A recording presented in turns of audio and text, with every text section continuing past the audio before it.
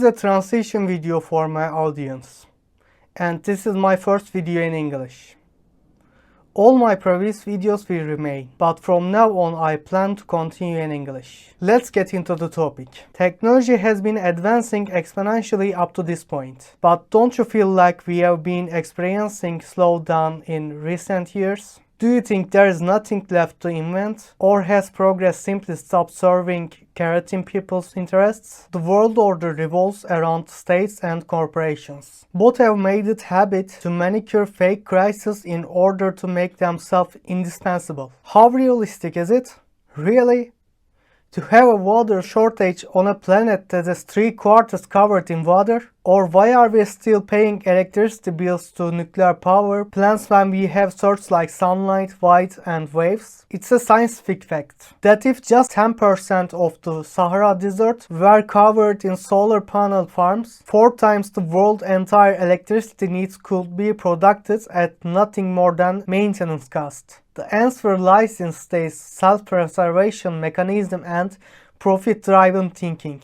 As technology advances, it renders exhaustible resources obsolete. Electricity was invented a long time ago, but the development of electric vehicles was significantly delayed simply because oil companies wanted it that way. Even water-powered vehicles are technically possible yet. Corporations have kept us trapped in petroleum and internal combustion engines, while electricity could serve as the sole energy source across many fields today's world. Those who control exhaustible resources from natural gas to oil have made people depend on their limited, finite supplies. Electricity, meanwhile, was a state monopoly, and the reason its cost was never reduced was control. Imagine panels producing all the world's electricity on an international scale. What do you think would happen to them? Someone would want to control them. They would face the terrorist sabotage. And at the point where stateless are no longer needed for energy, states would lose power. Even if they tried to tax it, they couldn't explain to public what that tax was for. Do you know Nicola Tesla?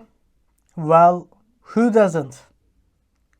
They destroyed him, seized his projects under the guise of national security, and lied that most of them were useless. Speaking of Tesla, let me add something related. Everyone knows about Starlink's project. If all the world could be provided with free internet via satellites with a single investment, why do companies still use that wired infrastructure? Because free and unrestricted internet doesn't serve their interests of either states or corporations. This can be understood from the attitude carroting companies take toward VPN and Tor traffic. In today's world, when you connect the internet, a protocol is required. It takes your current location and attempts to localize you. While this is happening, your internet service provider records not only where you are, but also which websites you visit. Because VPN prevents this, I insist in my VR Being Watched series that you use a VPN. We can now consider the internet a basic necessity, and our current technology is capable of providing most of our basic needs: electricity, water, internet for free. Let me give you a quick summary. A solar panel farm built on 10% of the Sahara desert, a scale small enough not to affect the region's climate, would meet 4 times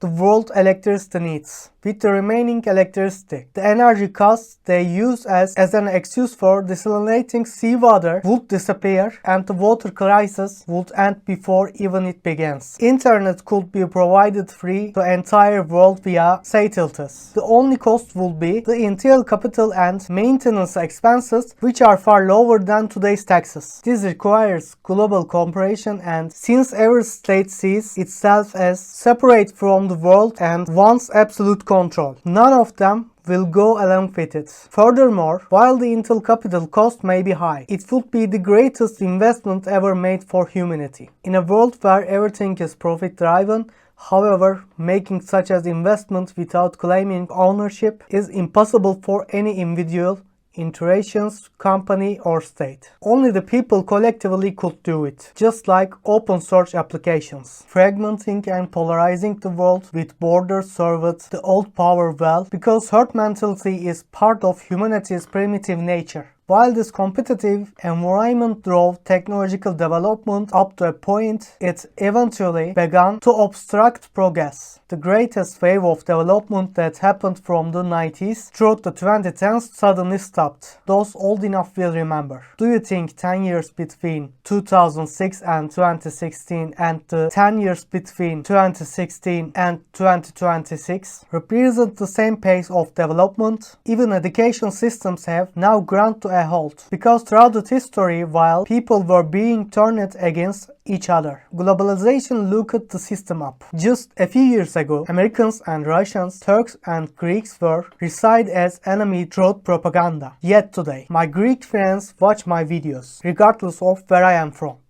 And I listen to Greek music channels. This situation doesn't serve those enormous structures fed by blood, causing them to increase their violence and propaganda. The reason right-wing propaganda is so prominent today, and the reason left has become so simplified and radicalized, is actually fear. Of course, the influence of meridians from Middle East is significant too. But the reason for their traditions at reduce is precisely the education systems fed by this same propaganda. I already covered the racism dimension in my Born Cursed video, but the dangerous part is this. The fundamental reason there are so many wars today in state structures trying to control globalization and the resources I just mentioned that shouldn't even matter anymore. The state's internet laws are what handle the attempt to control globalization. Physical world laws are not sufficiently enforced in the digital world, while no law can override the human rights. State laws on these matters are in serious contradiction even with their own older laws. The reason is the control issue. I just mentioned it, and it's one of the reasons for this technological stagnation, because existing technology had grown too large to be contained. For many people now, borders are effectively non-existent, and that is exactly what they fear. The reason corporations have privacy tools is that major companies work in partnership with intelligence services, which is why they want to know everything.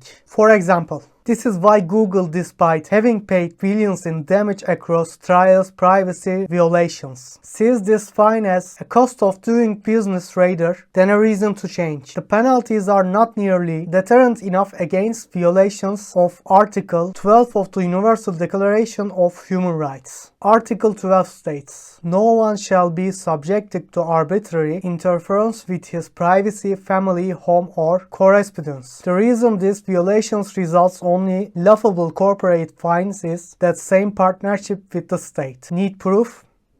Here it is. The most concrete evidence on this matter is the documents leaked by Edward Snowden in 2013. Under the PRISM program, it was revealed that NSA had direct access to servers of tech giants, including Google. Although Google claimed, "We don't open our own doors. We only respond to lawful requests." It is known that the data flow has a symmetric dimension. Google isn't just a search engine. It is one of the world's largest AI companies. Their Project Maven with the Pentagon caused enormous backlash. Following the employee protests, the project was visibility ended, but Google continues to share in Pentagon's multi-billion-dollar JWCC cloud computing contract alongside Amazon, Microsoft, and Oracle. In other words, the technical infrastructure is directly in service of the American military. Regina Duggan, former head of DARPA, who moved from there now lead Google's advanced technology and project division.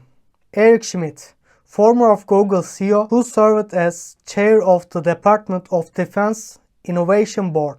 These individuals synchronize the direction of technological evolution with the state interests. National security letters under US laws. When the FBI or NSA sends a company national security letter, the company is not only completed to hand over the data, it's also legally forbidden from telling anyone that it received such a letter.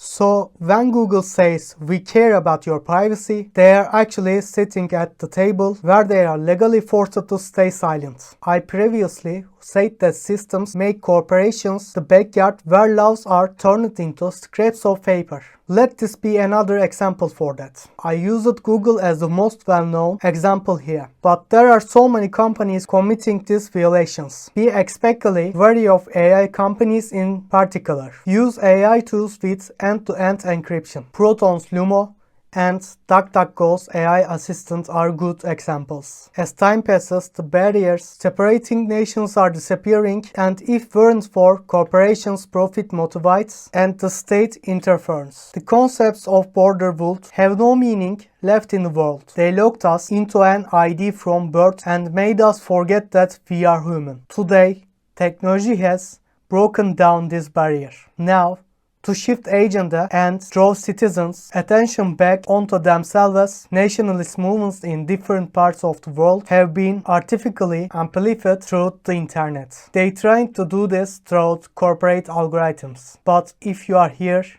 it means change has already begun.